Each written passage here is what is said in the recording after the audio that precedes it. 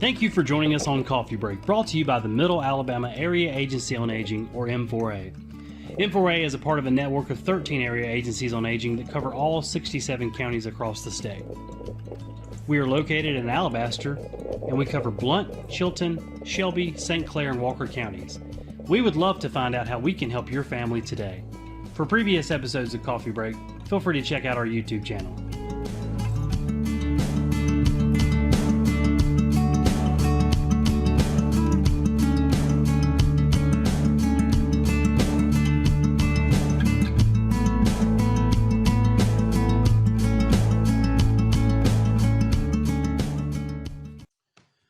I think we're going to go ahead and kick things off. Looks like we've had a few people join, but I don't see any more who have joined recently. So I think we're going to go ahead and get started with what we have for right now. Of course, this is being streamed live on Zoom, as well as our Facebook feed, both on our Panda Project, as well as Alabama Cares, and also our M4A page on social media. So for those that are joining us in the social world, thank you for joining us. Of course, you may not have the opportunity to, of course, post any questions or anything in our Zoom chat feature, but you can certainly leave us a line or a comment on the Facebook feed, and we can try to get those questions to the panelists. So we want to welcome everybody into session number 17 of Coffee Break. And to put it simply, Coffee Break is a brief respite for caregivers brought to you by M4A, or the Middle Alabama Area Agency on Aging. It's much easier to say M4A, and so that's who our host agency is. And of course, we have two in-house programs called the Panda Project, which is providing Alzheimer's and dementia assistance, and our Alabama Cares Support for Caregiver program. We will go over those a little bit more later on in this presentation toward the end, but that's who is making these coffee break sessions possible. We've been doing these now since the beginning of the pandemic, so we have kind of grown throughout the year as the pandemic's grown or lessened, or whichever way it's went. We've kind of been right there with it. So we're glad to have you join us again.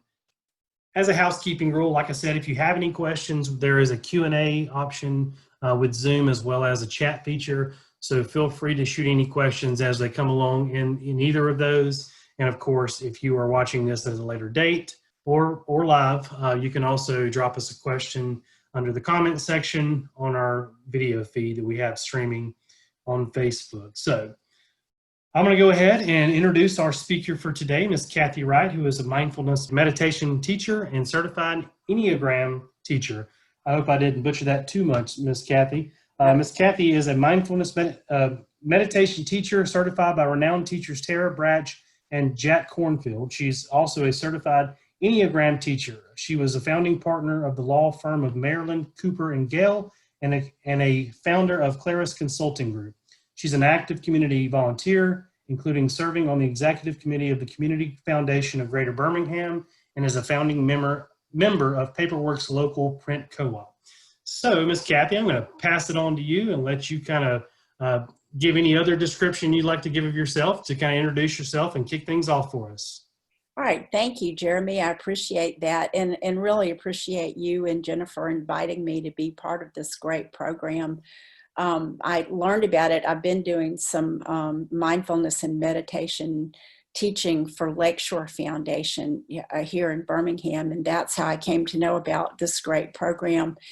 And as Jennifer and Jeremy said, it's good timing right now to be talking about mindfulness and meditation as we are about to survive 2020 and coming up on the holidays. So what I'd like to do is just give you all an overview of mindfulness and meditation and how it can be beneficial to living our lives in good times, sure, but also in times of stress and uncertainty. And at the end, so I'll talk about that for a while. And at the end, I'm going to go over 10 tips that most people will find very accessible and easy to use just for dealing with stress and uncertainty and anxiety in the moment. So Jeremy, if we can go ahead with the slides. So I think it's helpful to sometimes to start with the idea of what mindfulness and meditation are not. And so, for example, there's just some misconceptions about what they are. First of all, it's not a religion. A lot of religious traditions, including Christianity, use these techniques, but it's not specifically a religion at all. These are, particularly in the way I'm teaching, these are things that are available to anybody, and they're really based in neuroscience.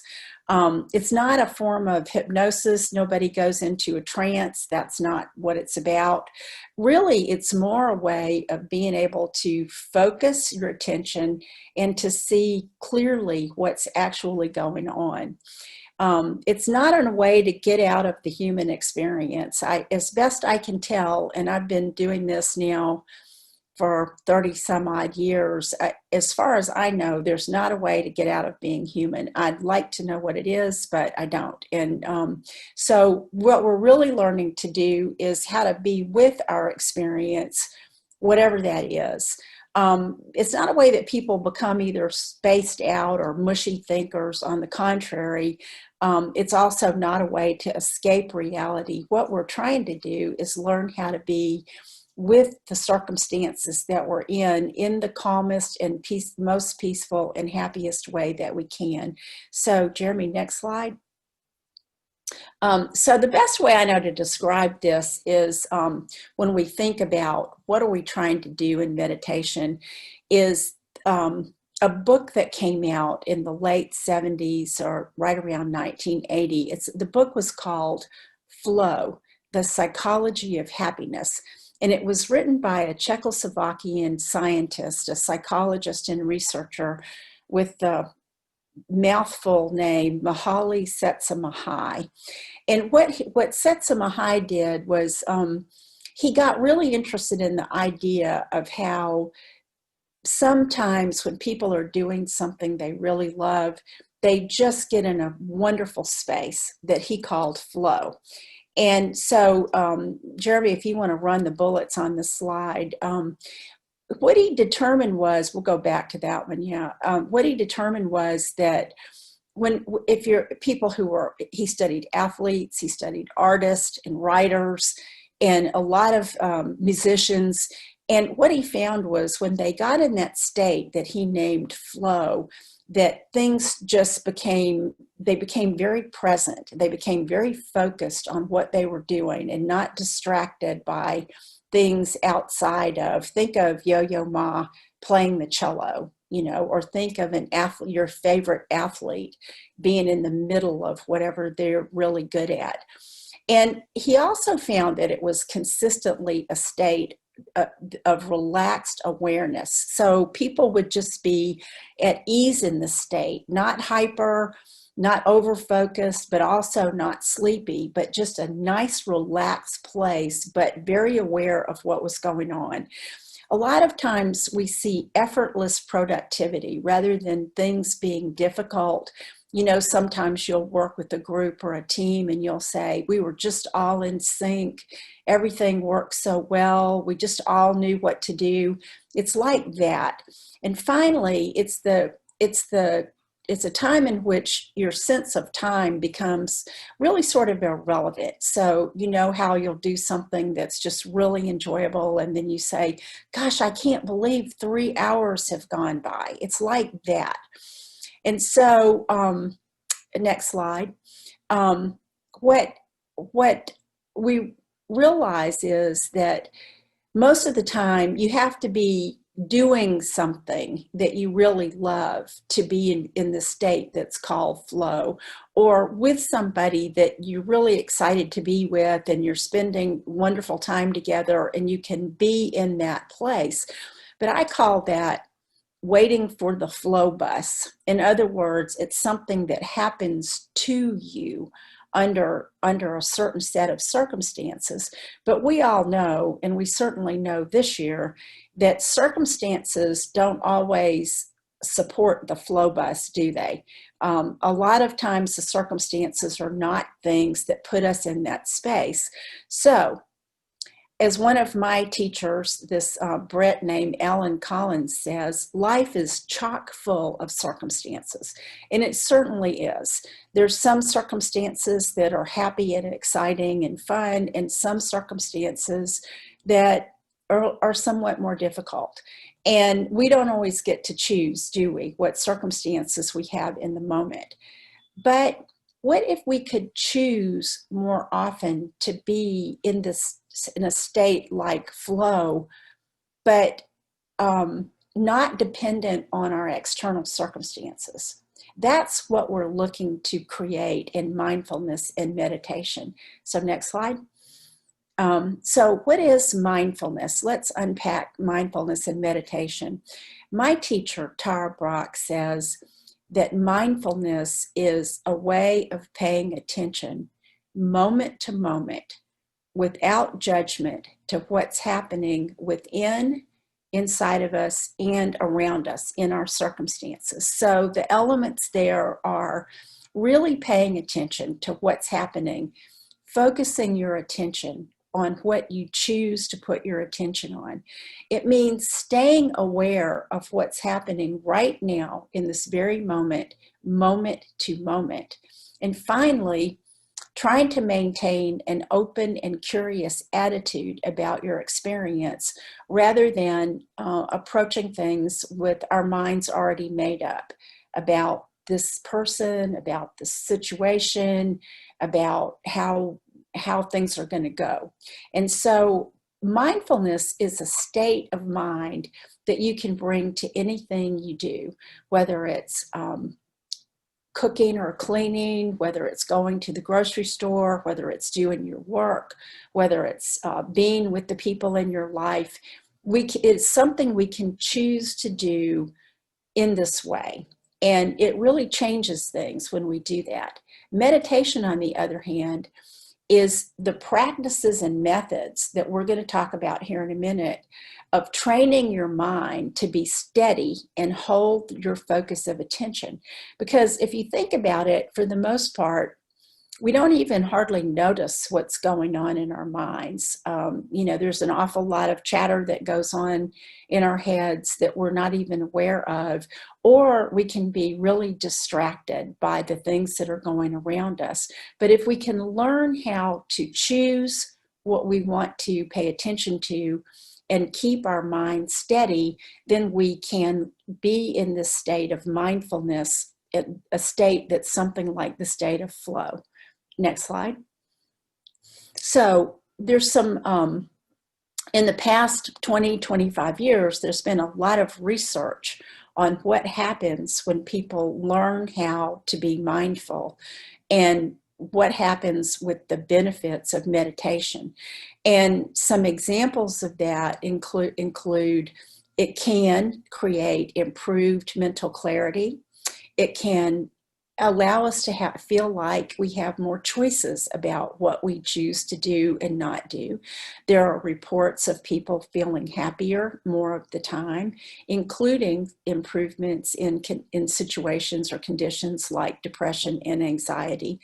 There's neurochemical evidence that meditation practice and being mindful can strengthen the immune systems, and it can also be helpful with pain management. Now, I want to say, like everything else, mindfulness and meditation are not magic. You have to do a little work at it, and not everything fits for everybody. So while most people find these practices that I'm going to describe pretty accessible, I want to caution you that anybody who's experiencing significant trauma or clinical depression or serious anxiety probably needs to have, as Jeremy's already said in the beginning, to work with your healthcare provider or mental health provider before you try to take this on. Although in that context of having support, sometimes these practices can be helpful. And the same thing is true about pain management. Many people find that either they can achieve some reduction in their experience of pain, or they can manage their pain symptoms better by using these tools, but not everybody has that experience. And sometimes it's very often the case, if you have significant pain, that you do need support of your doctor, to medication and maybe other things, as well as you're learning what a meditation practice might help you with. So with that, that's just important to remember about any new practice you take on, including this one. Next slide. So, as I said, there's been an awful lot of research as to how mindfulness and meditation work. And this picture that's here on the screen is a picture of a diagram of the human brain. And if you take a look at that, you'll notice that there's fundamentally three parts to the brain. At the base, you have that section that's known there as the spinal cord, that's sometimes called the limbic brain. This is the part of your brain that runs the automatic systems of your body, your breath, your respiration, of course, your digestion, all those kind of things that you don't really have to think about in order for them to happen continuously. But it's also the place where we experience fear, to a certain extent, anxiety. You've heard the expression fight, fright, or freeze. So that's what that part of the brain does, but it's pretty much pre-conscious. And in the middle there, you have those structures that you see that are kind of wrapped with the top part. And those are, for example, the hippocampus, the amygdala, the thalamus, and the hypothalamus. Those are known generally as the emotional center of the brain. And that's the place that mediates, that manages our emotions in our brain. And then you have the part at the top that's what we usually think of when we visualize the brain. That's the cortex, the cerebral cortex that humans generally are pretty proud of. That's what we think of as our thinking brain. Well, it's important to know, when you think about how our brains work and everything, is that the spinal cord, the limbic brain, fires just as fast as you can snap your fingers, and it's not really conscious. The center of your brain, the emotional center, comes next. And it's not until after that that our cerebral cortex kicks in. So a lot of the work of meditation is really training our brains how to function more efficiently. And one of the important things I want to say about this is, not very long ago, scientists always said, they really thought, doctors, scientists of all kinds thought, that by the time you were 5, 6, 7 years old, your brain was finished growing, that you had all the gray matter you were ever going to have. You had everything you had was what you had. And they've since learned that's not the case at all. There's a concept called neuroplasticity that means basically that our brains can keep growing and changing across our lifespan, growing new gray matter, building new neural pathways, changing and giving us more opportunity. So that's where the real opportunity comes from developing a meditation practice and becoming mindful. And I have a little video that was prepared by a company called Halo Sports that works with elite athletes, and it describes some of the way this happens in the brain. So Jeremy, if you don't mind playing that. All right, let's see if we can get this to work. All right, if not, I'll just talk through it. What's going on in the brain when you learn? In order to learn anything, whether it's math, a foreign language, guitar, or how to dribble a basketball, you need to create and strengthen pathways in your brain. Think about shooting a free throw. Know that feeling when you've got it down and don't even have to think about it? That's muscle memory. Here's the thing. Muscle memory lives in the brain, not the muscles. Your brain controls everything your muscles do, and it does this by activating specific neural pathways for each and every movement. These are functional pathways, neurons working together to achieve a goal. Say you're learning how to shoot a free throw. If it's your first time doing it, you don't yet have a pathway for that movement in your brain. You need to create it. Let's use an analogy to look at what's happening in the brain during this time. When you're first learning, your brain is like a forest full of trees and dense foliage, with no clear pathway between point A and point B. As you learn the mechanics of shooting a free throw, you create a trail through the forest. Now you can shoot the free throw because you've created that pathway in your brain, but you probably don't make many shots because it's so new. The pathway isn't very clear yet. In order to improve your free throw, you need to refine and strengthen the free throw pathway in your brain. The way you do that is through practice. Practice gradually widens the trail through the trees, turning it into a dirt road between A and B. You're starting to get pretty good now. You're making more free throws than not. You don't have to think about the mechanics as much. That's because the pathway gets stronger after each practice rep. And you've done a lot of reps.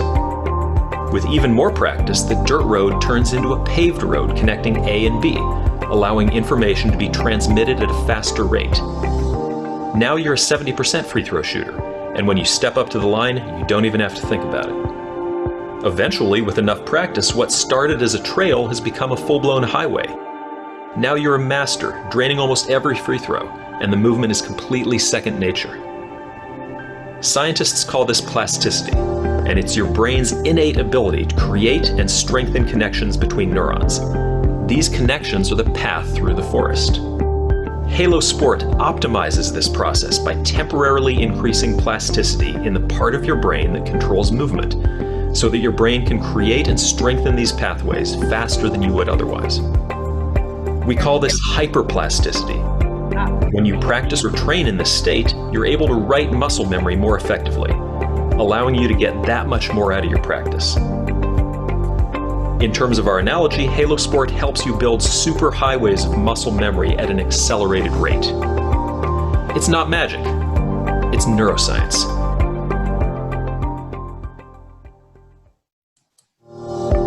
Great, thank you. So if you think about that video, what we're building neural pathways in our brains all the time, whether we think about it or not. And so most of the time we're not thinking about it. So whatever habits we have, whatever we do repetitively, we're just building those super highways. And really in meditation and mindfulness, one of the things that we're doing is learning to be more thoughtful about what kind of neural pathways we want to have in our brains and what we want to be our default settings in terms of our mood, in terms of our attitude toward ourselves and toward other people. And all of that are things that we work with in meditation and as a mindfulness practice. Now, meditation, as I said, is just a set of tools. And one of the best courses I know that that people can use is this course called The Power of Awareness that's through Sounds True. But basically the elements of the meditation practice are your posture, your body, your breath, your emotions, and your thoughts. Next slide, please. And go on one more, please, Jeremy, because we'll save that till the end. So here's a great way to think about the benefits of meditation. Abraham Lincoln said this quote, "Most people are about as happy as they make up their minds to be." And I didn't read this quote until I was about 40 years old, but it made a huge impression on me because, as you all know, Abraham Lincoln's presidency was not exactly a cakewalk. But if you know anything about his personal life, it was really challenging. And so when I saw this quote, I thought, well, if Abraham Lincoln can feel this way about it, maybe I ought to take another look. And I did. I really have thought a lot about this and worked with this a lot in the intervening years. And one of the things we can do with mindfulness and with the meditation practice is start to have more ability to have some say in what our emotional state is. Now, again, I'll remind all of us that if you've suffered trauma, if you have mental illness or depression or anxiety, it really is important to start with your healthcare provider, your mental health provider, to support you with that. And these are practices that otherwise most people find are pretty accessible to them. And even people who may have some challenges with the proper medical support can find that these can be a beneficial addition. Thank you. Jeremy, next slide. So I'm going to say one way to think about this is there's a Native American story that explains how this works with our brains. It sort of explains how we can work with our neural pathways, and that's the story of the two wolves. And the story goes briefly that every night the grandmother would take her grandchild out to sit at a fire, and as they sat over the fire, two wolves would come. One would come from one side, and it was an angry, hungry, aggressive kind of wolf who would approach the fire. And from the other side, a wolf that was more like a happy dog would come and be glad to see them and play and protect them. And one night, while the two wolves had started to approach the fire, the grandchild said, "Grandmother, how can we have more time with the happy wolf and less time with the angry wolf?" And the grandmother said, "Grandchild, it's the one you choose to feed." So if you our states of mind, which one do we choose to feed? And meditation and mindfulness practice offer us a lot of opportunities about how we can build happier states of mind over time. And so that can be, like, I know many of you are familiar with gratitude journals, where you just write down every day, say 5 things you're grateful for. Taking care of yourself, and I'm going to talk about that again in just a few minutes. And something called metta practice, or loving kindness practice, which is a very old practice, but a very, very effective one, in which we train ourselves to send kind thoughts to other people and to ourselves. Next slide. So what are these states we want to build? Well, if you look at any major religion, we learn that there are states that develop from a practice of being engaged, of say practicing your faith or your religion. It's the same as that here. In the Christian tradition, you'll often hear it called the fruits of the Spirit. In other traditions, they have other names for it. But these are states like compassion and kindness, and that certainly includes self-compassion and kindness to yourself. It includes gratitude and joy and equanimity, or the equanimity meaning being able to maintain your balance even in the face of difficult circumstances. And by doing the kind of practices where we build stronger neural pathways for these attitudes, we can be in that place more often than we might otherwise be. Next slide. I'm going to now, Jeremy, I'll turn on my video, and I'm going to talk you through 10 quick mindfulness and meditation tips that most people find very accessible to use. And there's a handout that I'll provide for Jeremy and Jennifer, that if you would like a copy of it, they'll let you know how to get it. And so we're going to move through this kind of fast, but as I said, there's a handout available if you'd like it. So when I teach meditation to groups, any groups, I always say I only have two rules for meditation. Rule number one, be kind to yourself. Be kind to yourself. Be kind to yourself.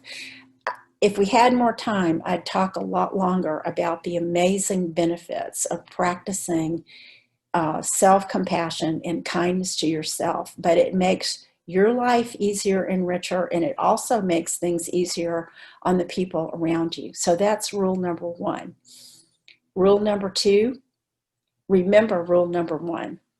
So this is bedrock to building the kind of benefits we want to get from mindfulness and meditation practice, is learning how to take care of ourselves, to be kind to ourselves. And I know that those of you on this call are well aware of the necessity of being able to do that. So tip number two, which is very related to this idea of being kind to yourself, has to do with quieting your inner critic. Now, not everybody has an inner critic, but most people do. And I'm not talking about the being responsible, being accountable, taking a good look at your own conduct and your own behavior. Those are important tools that we need to develop as we mature.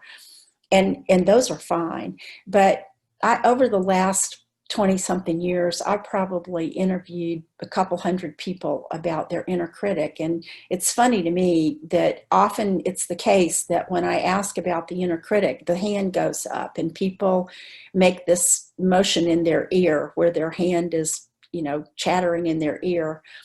And you know that voice, if you have an inner critic, it says, you didn't do that right. You did that wrong. You didn't do that well enough. Why did you say that?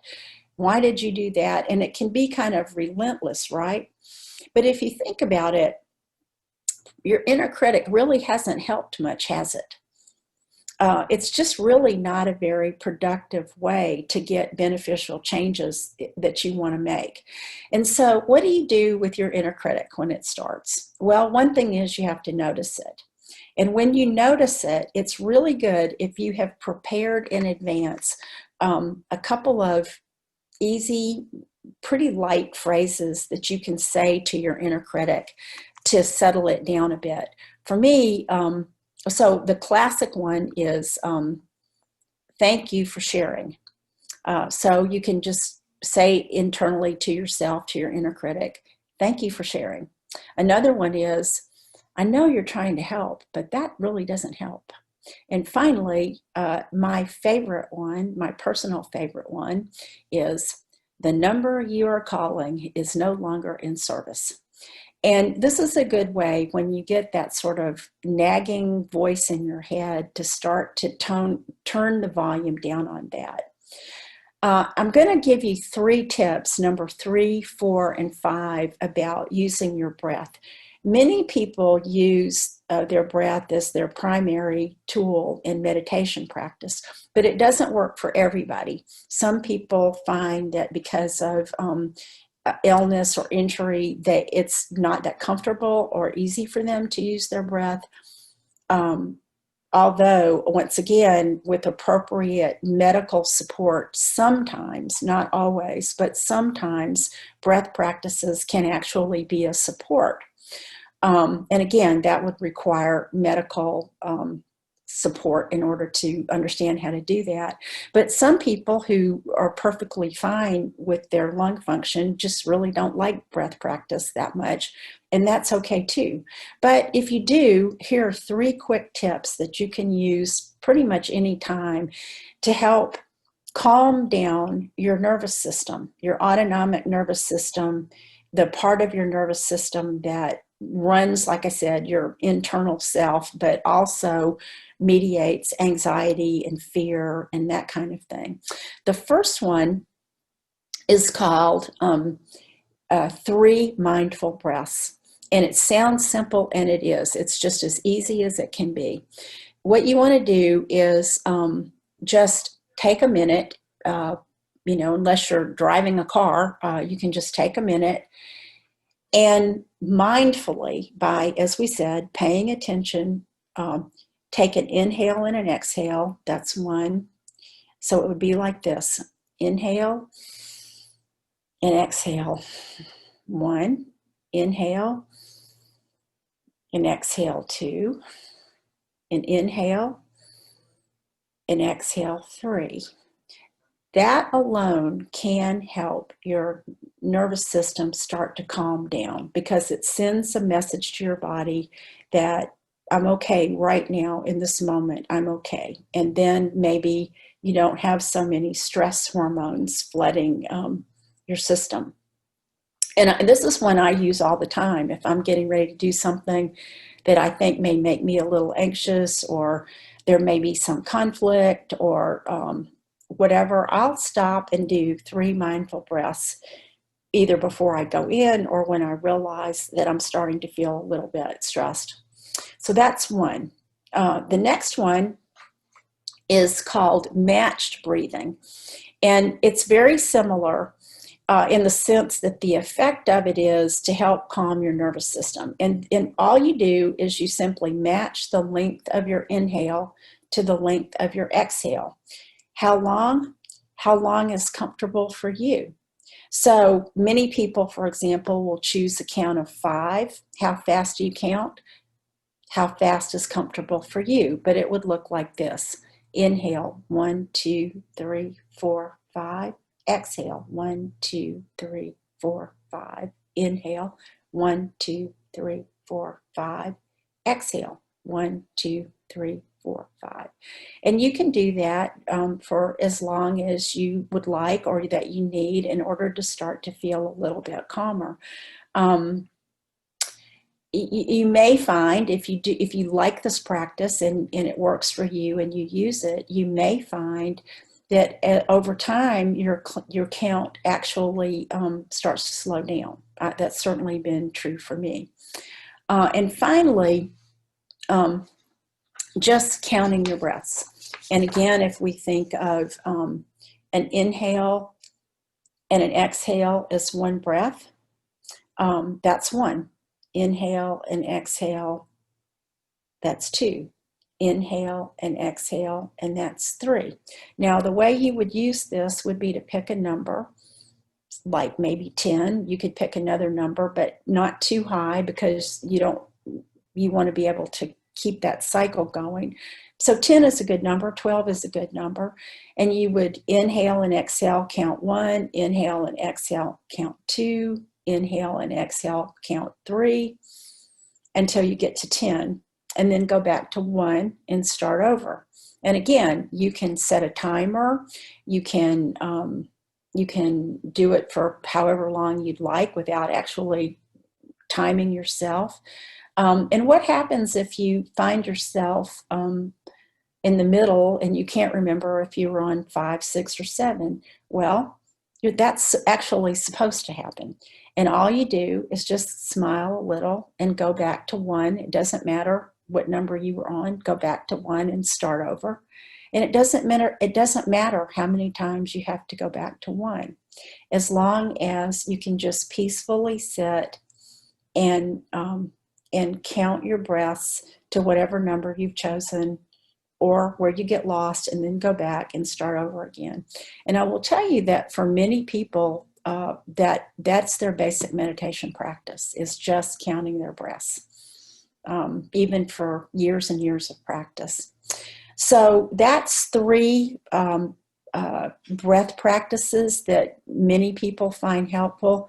3 mindful breaths, a matched inhale to a matched exhale, and then just simply counting your breaths. One thing that all 3 of these do is it gives your mind something to focus on, besides being distracted or or sort of running away or being anxious.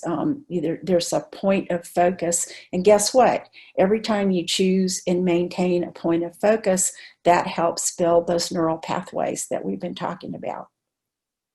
So, number 7, wear a soft smile. Now, this is a practice that's very old also, but the very famous meditation teacher, Thich Nhat Hanh, this is one of the favorite ones that he taught. And so you can put a soft smile on your face, even if you don't feel like it right now. It has the same benefits. And so when you smile, a number of things happen. One is that it sends a signal to your body that things must be okay. Otherwise, why would you be smiling?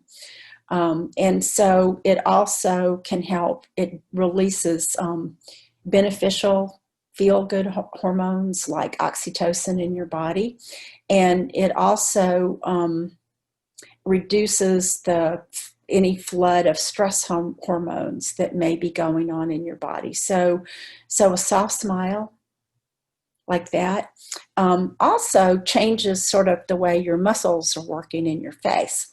Now, I'm someone who, as a young lawyer under a lot of stress, at night when I was asleep, I would grit my teeth, so to the point that I actually broke some teeth and had to have crowns on them. I no longer do that, except once in a blue moon.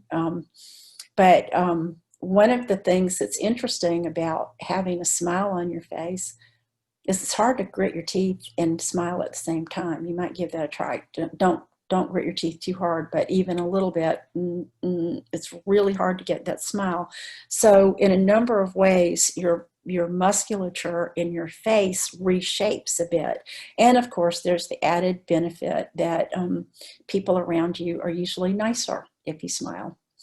That's number 7. Number 8, remember your feet. Now, this is an interesting one that is a prelude to what we're going to do next. But remembering your feet, if you've heard the expression, as I'm sure you've heard so many times, about somebody you think is really a good, solid, well-balanced person, people will say, she really has her feet on the ground, or he is so grounded, or that person is the salt of the earth.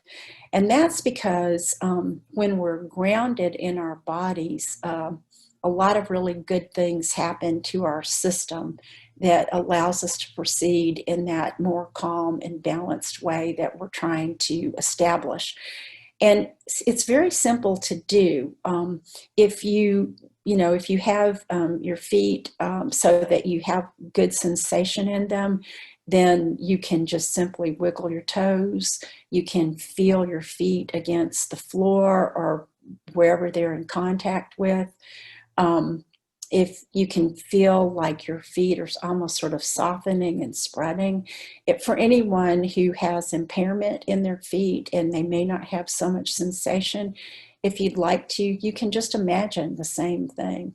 And what happens is when you think about your feet is you do get this grounding, but it's also the case that bringing your attention to your feet can bring more blood flow into your lower body and into your extremities, because we know that when we're stressed out, our body sends our blood to our trunk to protect our internal organs. And when we have better blood flow in our extremities, that's helpful, right? But also it signals our physiology that we don't need to be so stressed or anxious in the moment.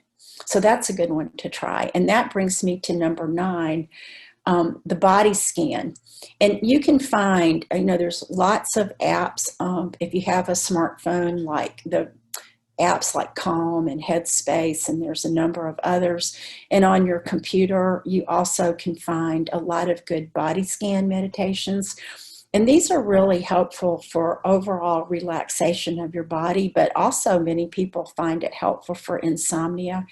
And what a body scan will do, it's usually a guided meditation, and it'll just guide you through thinking about one part of your body, or, you know, after another, and learning how to just not to try to force or make it relax, but just to feel more relaxed. So, for example, to give you an example, you might, you know how our eyes stay so busy all the time?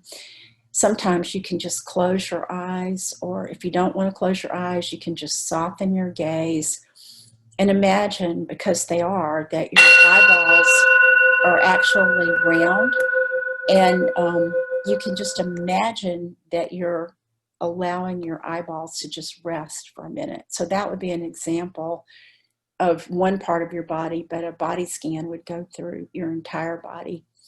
And finally, another recommendation is to make a resources list. Now, most of us have people in our lives that who are helpful to us. They can be friends or family. Usually some friends and family are more helpful than others. Everybody has that experience. They can be teachers or coaches or pastors, or you know, other people that you work with. They can be healthcare providers, mental health providers. For a lot of people, it's their pets. As part of their resource list. And it can be figures from your faith tradition, the figures from your faith tradition that you really rely on. And so if you sit down and just make a list and have it with you, I often get feedback from people that there's a lot of power in just making the list. Now, if you need to, you can call on these folks when needed and when appropriate. But I've often had meditation students tell me that it was just so nice to have the list, and that knowing that they had it, sometimes they really didn't even need to call anybody. So I'll conclude this talk by going back to rule number 1. If you don't remember anything else from this talk, I hope you will remember rule number 1. Be kind to yourself, because it really is good for your brain. Thank you. And Jeremy, I'll turn it back over to you and Jennifer to see if we have questions. Thank you so much, Cathy. So if you have any questions, feel free to, again, put those in the comment section or on our Facebook feed, as well as in the chat window or the Q&A function.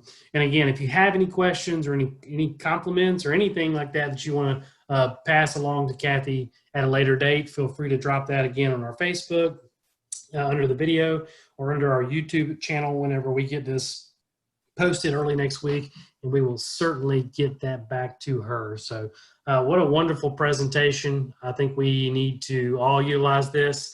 I can't tell you how many times during the day I could take just those quick few breaths, and that would make a huge difference. So we really appreciate the tips and tricks, and thank you again for joining us, Cathy. Absolutely. It was a pleasure to be here. All right, so we're going to move on now to M4A. For those of you who just joined us for the first time, we always like to spend a few minutes towards the end of our panelists' presentation to make sure that we get kind of an overview of M4A, who we are and what we do.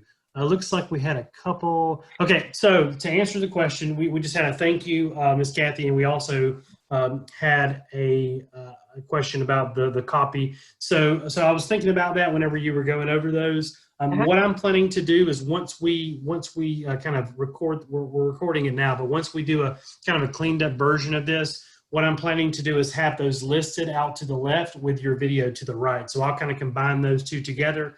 But Miss Cathy will definitely get us a copy of those, and we can distribute it. Probably what we'll do, if you want a copy of that, you can just send an email to panda@m4a.org. Jennifer just posted it in the chat window there, and she can definitely get you a copy of it. But like I said, I'll have it in the video as well if you want to refer back to the YouTube video once we get that on Monday. So, all right. So M4A rolls off the tongue a little bit easier than the Middle Alabama Area Agency on Aging. So we go by the acronym M4A, and we are one of 13 area agencies on aging that cover the state of Alabama. And our motto here in our agency is assisting all ages at all stages. There you go. There's a simple map of our network, what we call the Aging Network in Alabama. Of course, we operate in all 67 counties. And of course, like I said, we're one of 13 area agencies on aging. Our motto for our network is to age in place. So we provide services, whether that's services through our agency directly or by, contracted, partners to do services in the community setting. But our overall mission is to provide services that allow families and those that they're caring for, especially in the case of caregivers, to age in place in the community of their choice. So our mission at M4A specifically is to empower individuals, people living with disabilities, and their caregivers to self-advocate, as well as live independently and safely in the communities of their choice.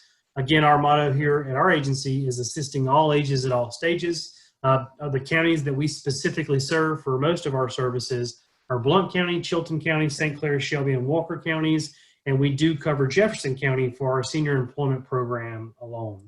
So the way it all starts for us, we have what's called an ADRC, or an Aging and Disability Resource Center, and they serve as a single point of entry for long-term care services. So really, they're the frontline defense for us to try and get resources from the community.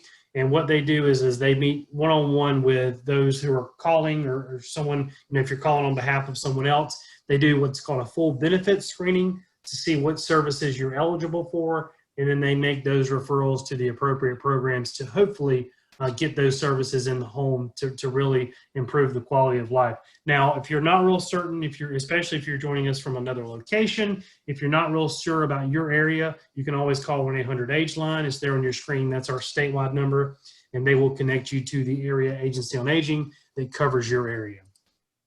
So we also have a new option now as well. This has been especially important during the pandemic. Our office has remained closed kind of through for the last quite a few months now, but we are technically still closed in person. However, you can still call our agency, you can still email us, or you can make a referral really through the online portal, which is www.m4a.org/referral. And once you do that, you'll have two options there. You see make a referral or get help. If you're making a referral on behalf of someone else, of course, you'll click make a referral. And if you are, asking on behalf of yourself, you can click get help, and it will ask you the same questions.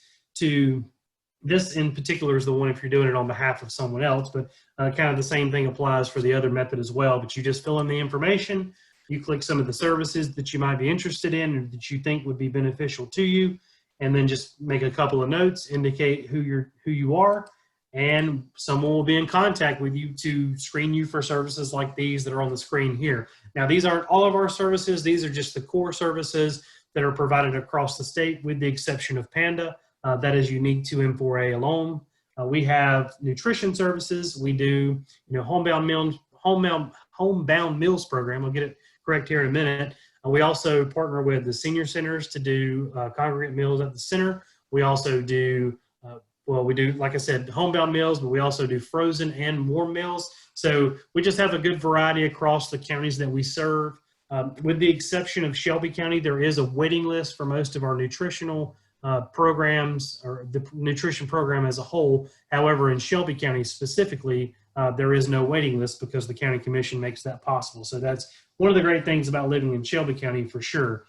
We also have caregiver supportive services through, like we mentioned, our Alabama Cares program, as well as our PANDA project. The difference in the two is that the PANDA project is specifically a 3-year grant that focuses on specifically caregivers who are caring for a loved one who have a dementia-related diagnosis or high risk of a dementia-related diagnosis, as well as individuals who live alone who have, again, a dementia-related diagnosis or high risk, as well as adults with intellectual or developmental disabilities who run the same risk or who have a dementia-related diagnosis as well. Again, they only focus on the Shelby County area. That is a program that, again, we've gotten a grant for, so we're able to really pinpoint, a group that we're looking at specifically to hopefully get some feedback and data, as well as look at the way that we provide care traditionally and kind of look at some ways maybe we can do that differently. On the flip side, the Alabama Cares program is specific to caregivers. It's not necessarily those living with or caring for individuals with a dementia-related diagnosis or IDD. It can be really anybody who's at least who's caring for someone 60 or older or any age with a dementia-related diagnosis, as well as there's a portion of older adults, adults with severe disabilities, as well as those age 55 and older who are caring for either like a grandchild, niece, nephew, someone who they have legal custody of. So a lot going on with Alabama Cares, and that is for all 5 counties. We also have Senior RX that helps with medication assistance. If you found yourself in a specific gap period or other things where maybe there's been a loss of insurance coverage, they can help get low cost or no cost drugs because they work specifically with the drug manufacturers. So that might be a good option for you as well. We also have insurance counseling with our SHIP program, which is the State Health Insurance Program. That's what that acronym means. Has nothing to do with anything nautical, but that is especially important right now with us being in the middle of open enrollment, which is of course the time period between October and December where you can make changes to your Medicare plan. So that's a good time. Now is a good time rather to call in to get a one-on-one counseling session to look at your benefits to see if there's a better option or to see if you have the best option available for you right now. Again, we talked about the Senior Employment Program. That's the exception for the program that we have in-house that we cover Jefferson County with as well. That, of course, takes individuals who meet certain criteria who are looking to get back into the job force. We partner with nonprofits across the region to provide a stipend for those workers to not only get a little bit of income as well as learning a job trade to hopefully sustain long-term employment. So that's really the goal there. And again, the key there being nonprofits. So if you have a nonprofit where you're not partnering with us around our region, feel free to reach out to us and talk about that with the program director, because I'm sure she would love to have you on as a provider. We also have legal assistance, elder abuse prevention. We do tons of different outreach methods to try to proactively prevent that, as well as our long-term Medicaid waiver program that really provides long-term services, whereas Alabama Cares and our Homemaker program and some of our other smaller programs are based on temporary assistance. Medicaid waiver brings in services long-term in the community, multiple times a week to ultimately prevent long-term care placement. Now, of course, if you do find yourself or your loved one in a long-term care facility, we do have the local ombudsman in our office who speaks on behalf of the resident, but they can kind of be the middle person for the facility themselves, as well as the resident and the family. So got a lot going on in our office, and really, like I said, the easiest way to start is to really reach out to our ADRC to get screened, because you may call for food, but you may walk away with needing a wheelchair ramp, connection to VA office or employment, whatever it may be. So really just best just to reach out to get screened. We are on social media, like I mentioned. We have a Facebook account for many of our programs, including Panda and M4A, as well as our Alabama Cares program. But we also have a Twitter account. We also have an Instagram and a YouTube channel. So we tweet, we Instagram, and we post our videos, of course, some of our videos, but definitely our coffee break videos on our YouTube channel.